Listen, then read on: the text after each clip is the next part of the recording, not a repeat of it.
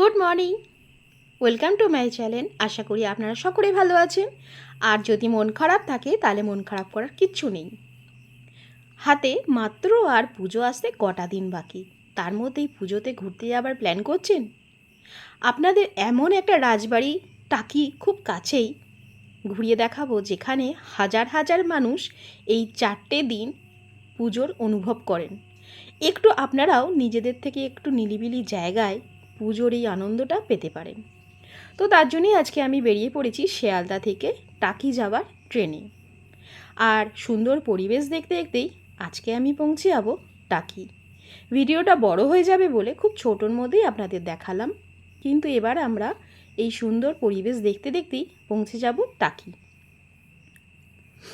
টাকিতে পৌঁছে আমাদের অনেকটা দেরি হয়ে গেছিলো, মানে ট্রেন লেট ছিল, সেই জন্য আমাদের আসতে অনেকটা দেরি হয়ে গেল। এখন বাজে 3:45, আর এখন আজকের দিনটা আমাদের ঘোরানো হলো না। তাই তার সবথেকে আগে আমাদের প্রয়োজন একটা রুম, মানে থাকার ব্যবস্থা। তো এখানে আমার বোনের বাড়িও আছে, কিন্তু বোনের বাড়ি আর থাকলাম না, একটা হোটেল নিয়ে নিলাম। সবথেকে আগে টাকিতে এসেই আমরা একটা থাকার ব্যবস্থা করে নিয়েছি। আর রুমটা আমার তো ভীষণই পছন্দ হয়েছে, আপনাদেরকেও শেয়ার করে দেবো কেমন রুমটা। আর বাকি ডিটেলস আমি রুম সম্পর্কে মানে কোনো প্রমোট করছি না। আপনাদের মতো যখন আসবেন তখন সেই রেট হিসাবে সেই রকম পরিস্থিতি হবে, কোনটা কখন খালি থাকবে সেটা দেখে নিতে পারেন আপনাদের অ্যাডজাস্টেবল অবস্থায়। তো এখন আমি রুমটা মোটামুটিভাবে শেয়ার করে দিচ্ছি আপনাদেরকে যতটা পারছি, আর ঘুরে দেখাবো এবার বাকিটা। আমি যেটা দেখলাম, এখানে 7টা-8টা মানে গভীর রাত্রি। দেখতে পাচ্ছেন এত বড় হোটেলে কেউ কোথাও নেই, সবাই যে যার সে তার রুমে চলে গেছে, কোনো স্টাফ নেই। আর এই যে বড় ঘরটা দেখছেন, এটা অকেশনের জন্য ভাড়া দেওয়া হয়। বাকি সবটা পরের দিন সকাল থেকে শুরু হবে। এখন রাত হয়ে গেছে, আর এখানে welcome to my channel PN world. আর আজকে দিনটা শুরু করলাম একদম ভোর ভোর থেকে। আর দেখতেই পাচ্ছ আমার পেছনে রয়েছে আই লাভ টাকি। আর ঠিক এই বর্ডার থেকে আমরা আরেক বর্ডার, মানে আমাদের সোনার দুটো বাংলার মাঝামাঝি এই নদীর মাঝখানে আমরা কিন্তু দাঁড়িয়ে আছি। আর এখান থেকে আজকে আমি দিনটা শুরু করলাম। তোমরা কোথায় কিভাবে ঘুরবে বা একদিনে ছোট্ট করে ট্যুর যদি করতে চাও, সেটাই বিস্তারিত এখানে ছোট্ট করে একটা ভিডিওর মধ্যে সবটা জানিয়ে দেবো। আরও একটা কথা, এখানে নানান রকম গেস্ট হাউস বা লজ বা হোটেল, যেটাই তোমরা বলো না কেন, এই ক্লাস থেকে হাই ক্লাস সব রকমই আছে। একটু খুঁজে দেখে নিতে হবে। আর এখানে এলে মোটামুটি অনেক রকমই ভ্যারাইটিস আপনারা থাকার জন্য ব্যবস্থা করে নিতে পারবেন। তো আর যে খুব বেশি সেটাও নয়, একটু দেখে শুনে করে নিতেই হবে। আর এখন এই জায়গায় সুন্দর একটা প্রকৃতির সাথে আপনাদেরকে ঘুরিয়ে দিয়ে আরও বাকি জায়গাগুলো ঘোরাবো। আমি এই মুহূর্তে পরের দিন সকালবেলা ওই যে দেখছেন ওখানে বাংলাদেশ বর্ডার, আর এইদিকে আমি আছি আমাদের বাংলার মাঝখানে এই নদী। সুন্দর এই নদী দেখতে দেখতে পরিবেশটা আপনাদের সঙ্গে শেয়ার করি। বেশি কথা না বলেই এই পার্কটা আগেই ঘুরে নিয়ে আপনাদেরকে দেখাবো একদিনে কিভাবে সারাদিনে আপনারা টাইমটা এখানে কাটিয়ে অনুভব করতে পারেন।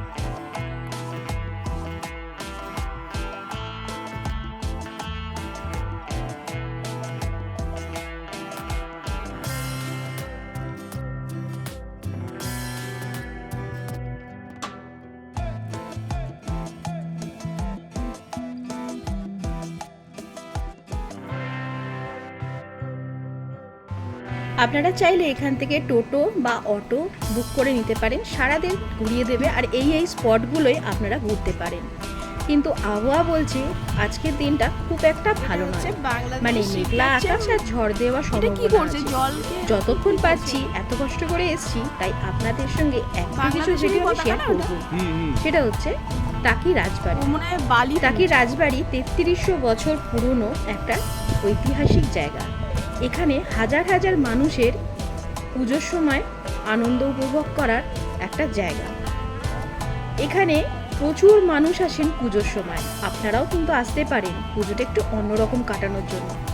কথা বলতে বলতে আমি চলে এসেছি টাকি। প্রথমে এখানে টিকিট কেটেই প্রবেশ করব। আজ আমরা এমন একটা জায়গায় চলে এসেছি যেটা কত বছর বললো, 300 3300 বছর পুরনো। বাকি ডিটেলস আপনাদের সবটা এই একই ভিডিওর মধ্যে ছোট্ট করে জানিয়ে দেবো। ততক্ষণ আগে এই জায়গাটা পুরোটা ঘুরিয়ে একবার দেখিয়ে দিই। একদম পুরনো বাড়ি, মানে সত্যি পুরনো বাড়ি, যেটা আপনারা দেখলে থেকে শুরু করে প্রচুর জায়গায় এনাদের অ্যাসেট ছিল, মানে রাজার থেকে কোনো অংশে কম না। কারণ রাজা আর জমিদারের ডেফিনেশন কি, একদম ব্যাপারটা হলো অ্যাসেটে প্রভাব প্রতিপত্তি। বা এখনো পর্যন্ত আমি যখন এলাম, রাজবাড়ির নামেই কিন্তু আমার পরিচিত, এক ডাকেই সবাই চেনে।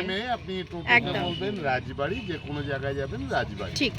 এবং এই যে মা দুর্গা দেখছেন, তিনি এতটাই অনারেবল এখনো পর্যন্ত, যতক্ষণ না এনার বিসর্জন হয় তাকে কোনো ঠাকুর বেদি থেকে নামে না।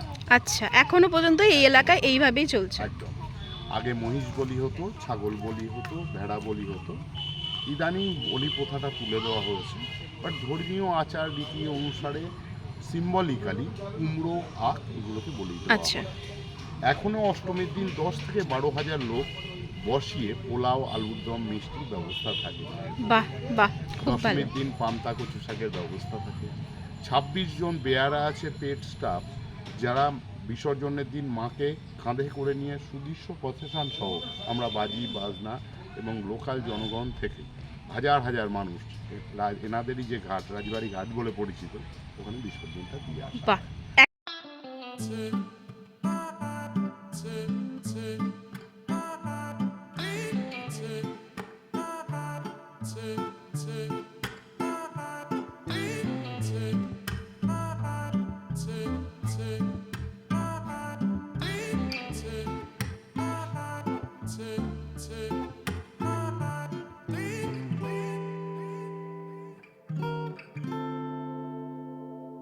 এখনো পর্যন্ত দুর্গাপুজোর যে প্যান্ডেল সেটা খোলা হয়নি। আর এই যে এই স্থানেতেই মা দুর্গার আগমন হয় এবং খুবই বড় করে অনুষ্ঠান করা হয়।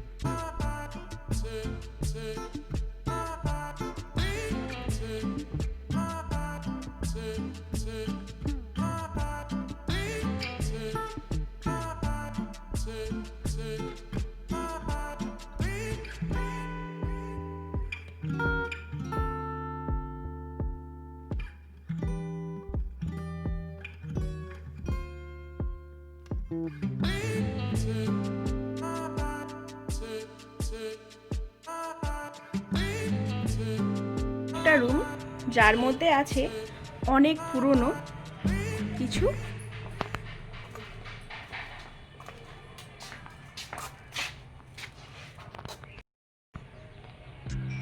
খোদাই করা কিছু অস্ত্র। এই ঘরটির মধ্যে আছে অনেক রকম গল্প। আচ্ছা, আমি আরো একটা জিনিস, ওই ভেতরে যে হাড়াগুলো বা অস্ত্র, এইটা কি এটা ধরুন এবারই লাস্ট আমরা পুরো করলাম 301 বছর। ঠিক আগে এইটা দিয়ে যেটা বললাম, মহিষ বলি, ছাগল বলি, ভেড়া বলি, দুটো খাড়া আছে। এখানে একটা বড় খাড়া আছে, ওটা মহিষ বলির জন্য, আর ছোটটা দিয়ে ছাগল বা ভেড়া বলি দেওয়া। তো আমরা গুছিয়ে রেখেছি, এখন ওটাকে দিয়ে হয়, চাল কুমড়ো বলি ওই আর দিয়ে হয়, কিন্তু ওটাকে আমরা শো করে রেখেছি একটাই কারণ, একটা বেরিয়ে এসে তার মাকে আমাকে প্রশ্ন করবে বাবা এটা কি, তখন আমাদের শাস্তিও ব্যাখ্যাটা দিতে হবে। একদম ডিটেইলসে কোনটা জানি।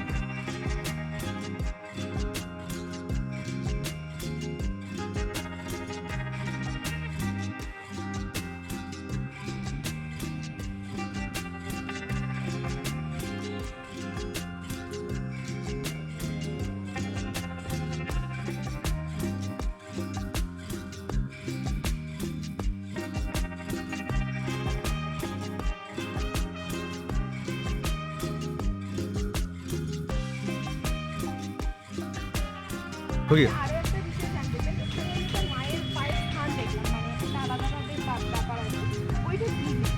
ওটা একটা জরিপ দিন বলতে পারেন। করা হয়েছিল মার এক সময়ে পৃথিবীতে আগমন হয়েছিল গোসাপের মৃত্যু।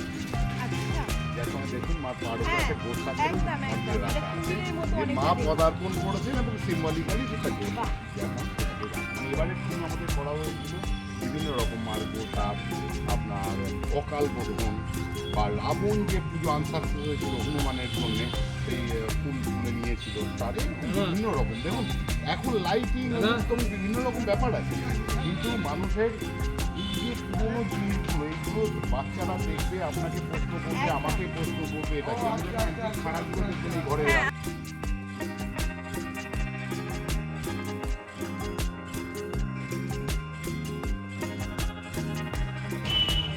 দ্বিতীয় কথা, সতীদাহ প্রথা উচ্ছেদের ব্যাপারে যে অ্যাপিলটা হয়েছিল, রাজা রামমোহন রায় ছিলেন ফার্স্ট সিগনেচার, সেকেন্ড সিগনেচার ছিলেন এই ফ্যামিলি কালীনাথ শিয়ালদা যে Taki sponsor government high school reason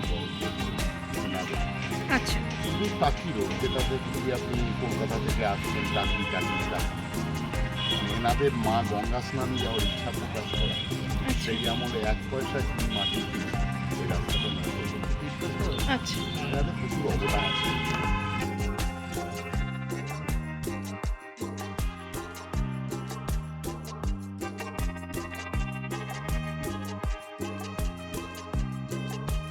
চেষ্টা করছি পুরনো কৃষ্টি কালচারটাকে ধরে রাখার, ঐতিহ্যটাকে ধরে রাখার। Thank you.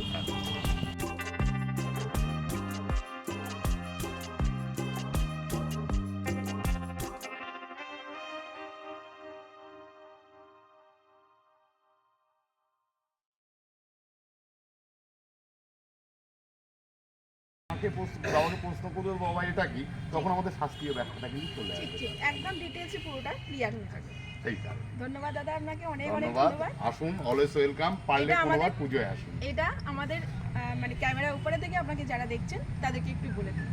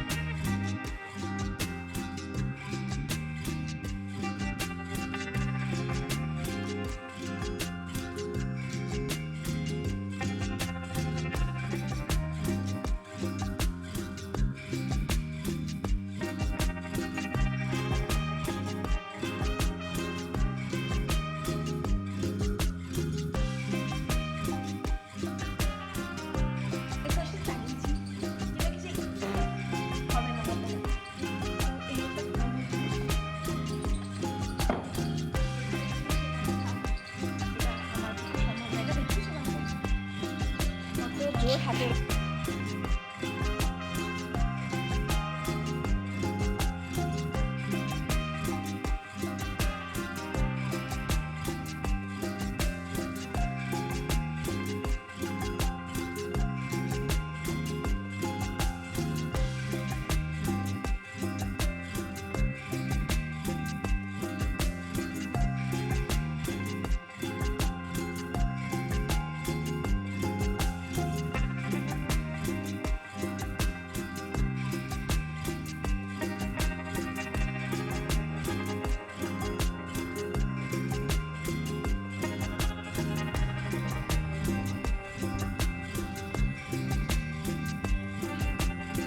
কতটা সুন্দর লাগে তাই না? এরকম একটা পরিবেশে একটু আলাদা আনন্দ, একটা শান্তির পরিবেশ। এই পরিবেশে আপনাদের আরও একটা জিনিস দেখাই, এই রাজবাড়ি পুকুরঘাট। এই পুকুর ঘাটটা বেশ বড় আর খুব সুন্দর স্বচ্ছ। পাশেই আছে তুলসী মঞ্চ, যেখানে এখানের রানী পুজো করতেন। এখন আধুনিকভাবে তাকে মেরামত করে কালার করা হয়েছে, স্থান কিন্তু একই। এরকম জায়গায় আমি এই দোলনায় প্রথম উঠলাম, ভয় ভয় বসলাম। ওজনটা তো কম নয়, কিন্তু আমার বেশ লাগলো। আমার ভীষণ আনন্দ করতে করতেই সময়টা কাটালাম।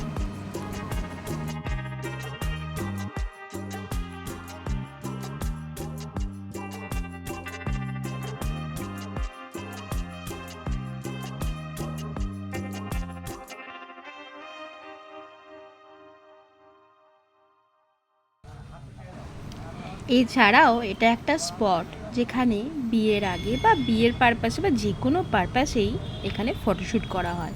সুন্দর একটা পরিবেশ, আপনারাও এসে এখানে ফটোশ্যুট করতে পারেন।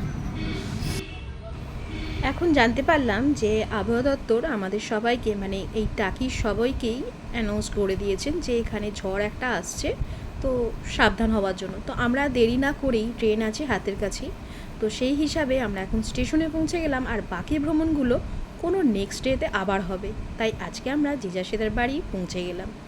ভিডিওটা ভালো লাগলে অবশ্যই শেয়ার করবেন, লাইক করবেন, কমেন্ট করবেন। নতুন দিনের জন্য অপেক্ষা করুন, আসছি আবার নতুন কিছু নিয়ে। ততক্ষণের জন্য সবাই সুস্থ থাকবেন, ভালো থাকবেন আর সাবধানে থাকবেন। আমার আজকে এই ছিল ব্লগ, এখানে শেষ করলাম। সবার জন্য